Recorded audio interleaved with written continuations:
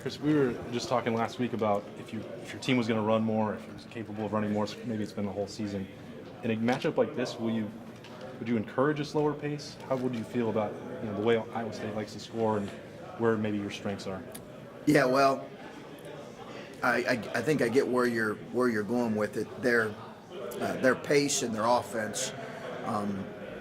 I would say they're probably if not the best offensive team we've played all year. They're right up there, and with how they're playing, I think they may be the most explosive offensive team we're playing. So I think the reality is that we'll be aggressive in transition when we have opportunities. We've gotten a little bit better in that area, but we also need to understand kind of some key points in how to attack them both offensively and defensively. But I want our guys to be aggressive in transition when opportunities are there. Having said that, if the game's in the 90s or 100s, that might be difficult for us. As you've learned a lot about this team over the course of the season, I think one of the things maybe you figured out is who you can look to in a tough spot. Yeah. And when you're playing in the tournament and you know you're going to have tough spots, how valuable is it to maybe have a few answers there that you didn't have at the beginning of the season, knowing you're going to have some tough moments no matter what? Yeah, it's really important. We in some ways we're searching for that all year, and I think a lot of that ways that was Caleb.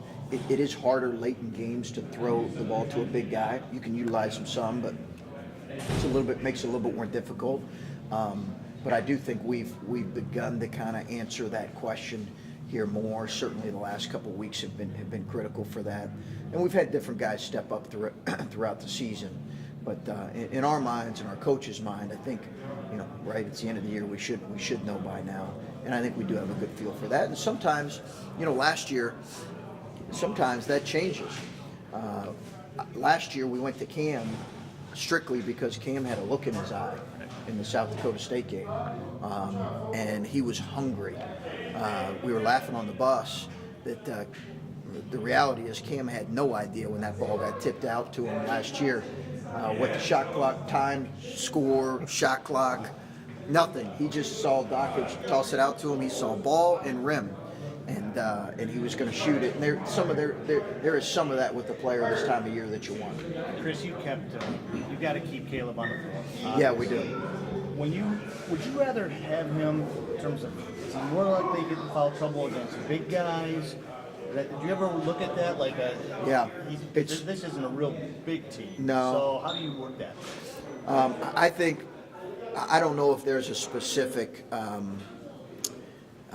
don't know if there's a specific type of team that you would say, okay, he gets in foul trouble more against. He didn't get in foul trouble, say, against Fernando. Not much in that game at their place. A little bit, but not much. So I think the reality is he's just got to continue to play smart. I think attacking teams that are trying to attack and get to the rim are ones that concern us a little bit. And this is certainly a team that does that. He just has to, there's sometimes where he just can't get his body out of harm's way. And that happened against Michigan State. And I think he had two really unfortunate calls in that. And we've got to be able to absorb that. But you're right. If we're going to beat a quality opponent, he can't play 10 or 15 minutes. We've got to find a way to keep him on the floor. You said you've had hard conversations with him.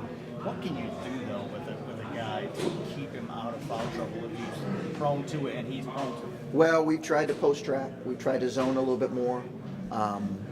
We've tried to. I just think there are times where he's been really good, and then he was good in the first game that came back. He got some tough breaks in the second game. I just think it has to continue to be an education for him. Some of it's conditioning and fitness, because obviously that affects your mind when you get tired. I got to be aware of that. Maybe take him out on certain occasions. But the reality is we need him to play.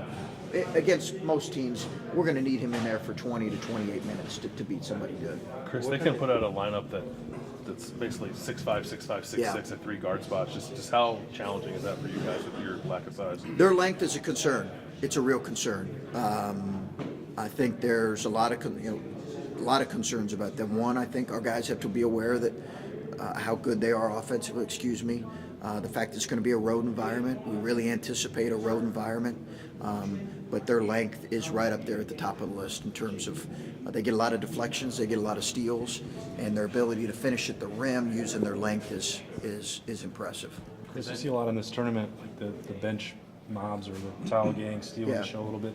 Why, you've talked about the energy you get sometimes from your guys on the bench. Why are they so important? How cool is it to see them invested the way Joey and those guys are? Yeah, they're great, and I think Joey set the tone with that. I think as much as anything, you want in your program that to be an expectation, that when you're on the bench, that you're engaged in the game, that you're not a bystander, that you're giving of yourself. That's a responsibility and expectation.